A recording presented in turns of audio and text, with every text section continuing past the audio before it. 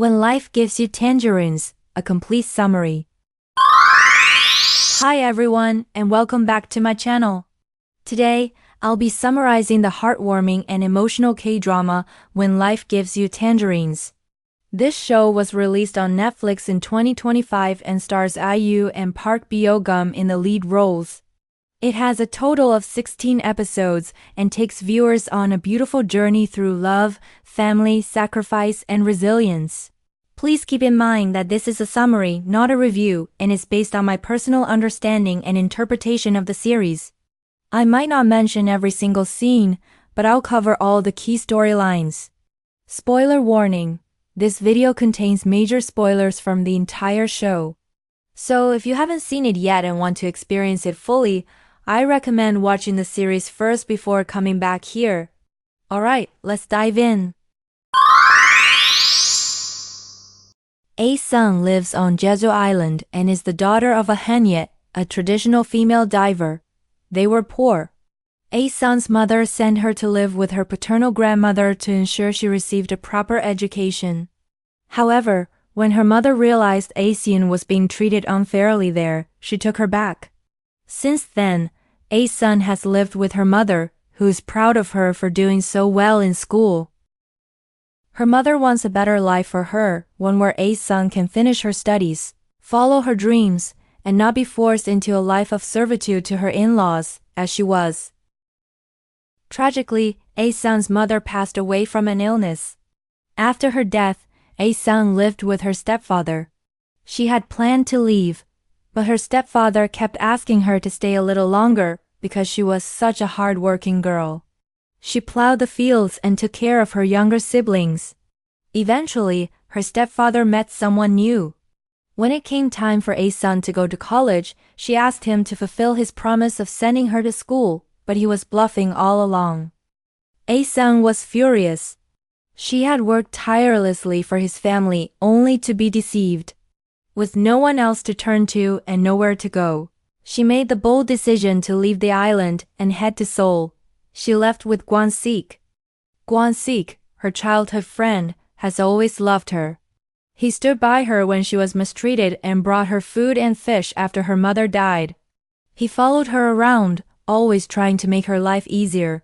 He loved her quietly but deeply. When they worked as vendors, he would sell cabbages so she could sit and read. Kwon-sik would go anywhere with A-sun. They ran away together, taking some jewelry and clothes, and set off for Seoul, but once there, they were scammed and ended up at the police station with Kwon-sik's mother coming to rescue them. They had no choice but to return to Jeju Island. Since running away didn't work, they started looking for other options. Kwon-sik was set to leave the island to become an athlete, while A-sun agreed to marry an older, wealthier man named Boo Sang-gil. But as the wedding approached, A-sun realized she couldn't go through with it. She didn't want to be Boo Sang-gil's wife, nor did she want to lose Kwon-sik. So she ran to the port hoping to catch Kwon-sik before he left. He was already on the boat when he saw her waving and calling out to him. Without hesitation, he jumped into the water and swam as fast as he could to reach her. In the end, they chose each other. A-sun is pregnant, and she and Kwon-sik now live in his family home. Kwon-sik goes out to fish while A-sun stays with his parents, cooking, cleaning, and enduring the constant pressure to give Kwon-sik a son. Life was manageable. A-sun tolerated it, even though it wasn't the life she had dreamed of. Her in-laws raised their daughter and pressured A-sun constantly, but she remained understanding, quietly enduring. That changed when her in-laws made a decision about her daughter's future without even consulting her. That was the moment A-sun finally stood up for herself. For the first time, she spoke back and defended her child. Her in-laws were shocked. Her defiance was seen as disrespect. When Kwon-sik came home and saw the commotion, he sided with A-sun. That was the turning point. He decided they would no longer live under his parents' roof. They left to build a life of their own. They rented a small place. Life was hard, but they managed. Unknown to them at first, others were quietly helping them survive. A-sun became pregnant again. Their kind-hearted landlords supported them in secret. The landlady would quietly pour rice into their jar, making sure it was never empty, even when the night before it had been nearly bare. Eventually, A's son noticed the pattern. The landlord even gave them meat as a kind of reward for keeping up with the rent. Once, when they couldn't pay the rent, they were surprised to learn it had already been paid. It turned out that A's son's stepmother, the new wife of A's son's stepfather, had paid it. She had seen how hard A's son worked for their family in the past, and this was her way of saying A's son deserved better. Meanwhile, Guan-sik struggled to find steady work.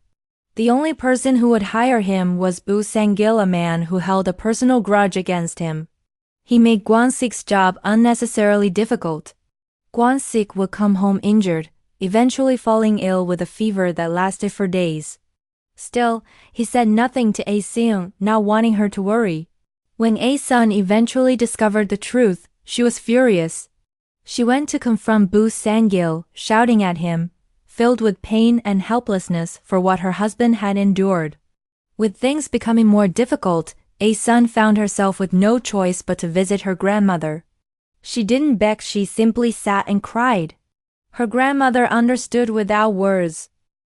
What A's son didn't know was that her mother, before she died, had asked her grandmother for a favor.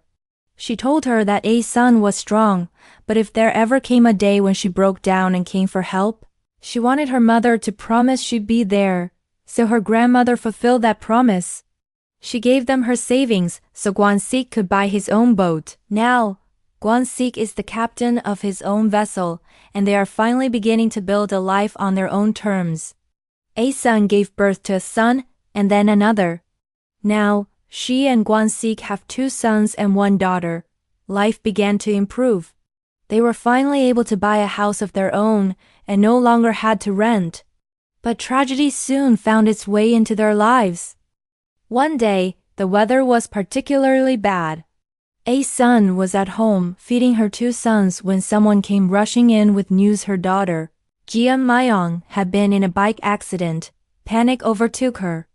She ran out of the house, yelling to a neighbor to please watch over her sons. She didn't wait for a response, just ran. To her relief, Jia Myong was fine. It was only a minor accident. They walked home together.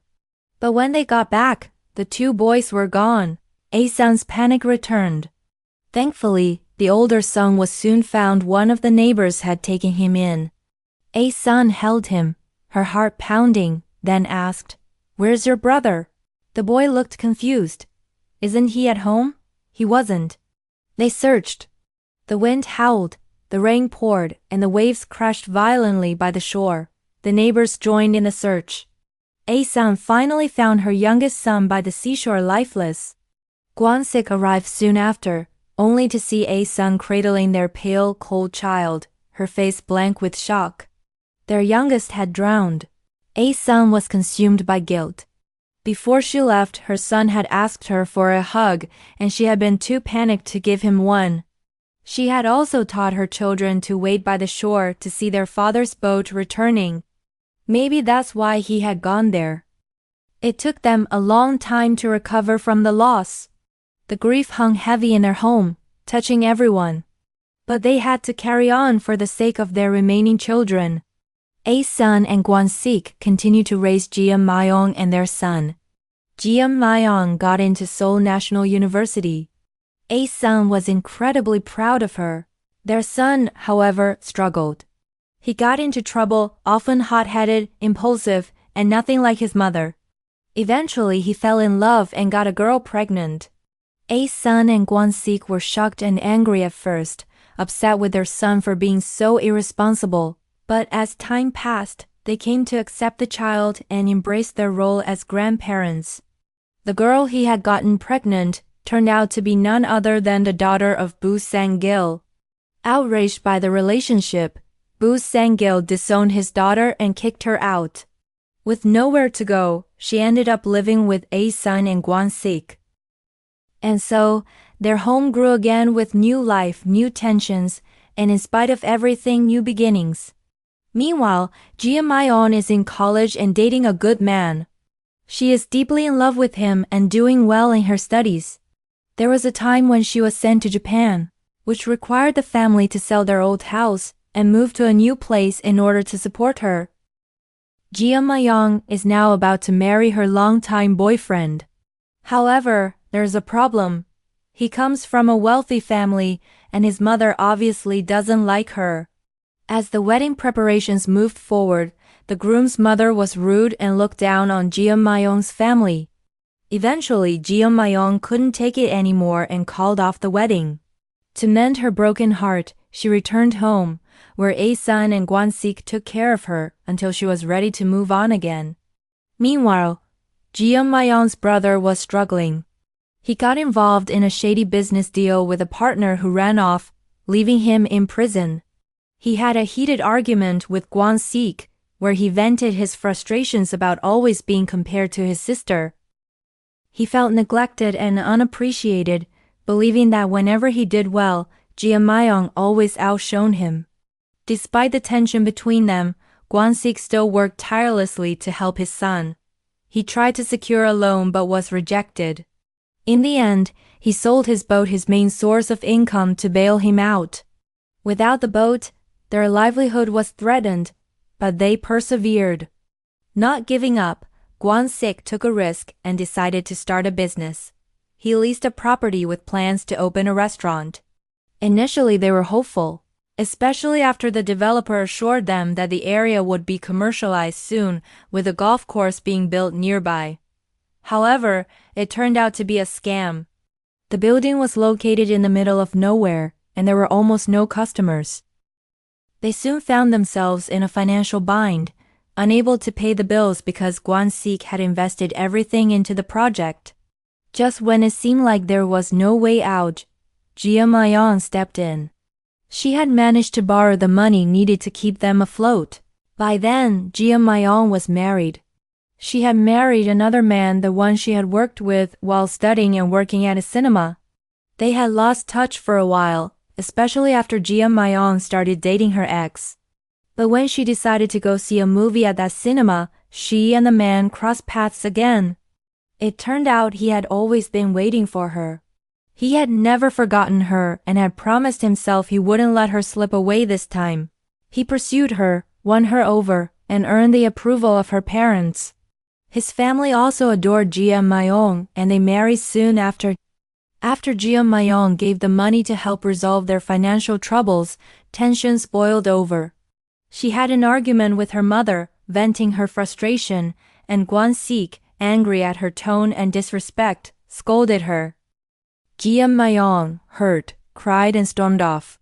A-sun, feeling guilty for her daughter's outburst, admitted that her own anger might be due to the hot flashes she had been experiencing, signs that she was entering menopause. She confessed that she was also upset with Ji Ma-young for being arrogant, but when A-sun looked in the refrigerator, she realized what was really bothering her.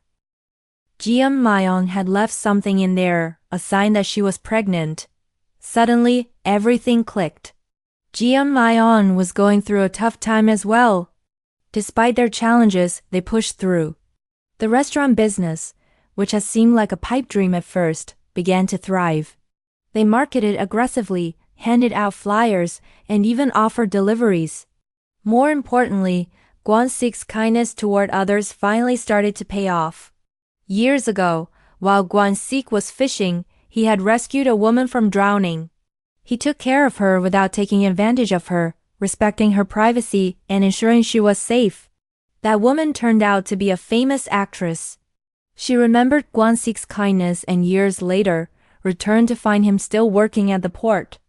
The actress asked Kwon-sik if there was anything she could do to repay him, and his request was simple.